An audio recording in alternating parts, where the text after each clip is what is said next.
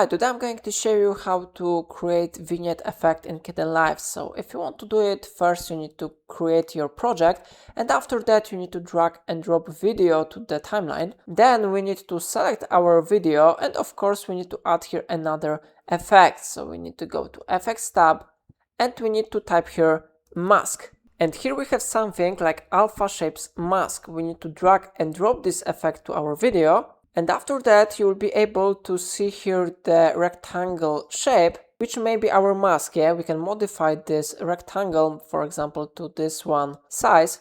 But of course, in this tutorial, we don't want to have here rectangle shape, but we want to have here circles. So I click on this list and I set here ellipse. After that, I will be able to modify size of this ellipse. For example, I can create here something like that. I can resize really quickly this ellipse to create a vignette effect. Yeah, so for example, it will look something like that. And now if you click play button, you will be able to see here that vignette effect has been successfully implemented to our video. So it is how it works. If I helped you to generate this effect, remember to like this tutorial and subscribe my channel. Please let me know in comment if it's of your problem.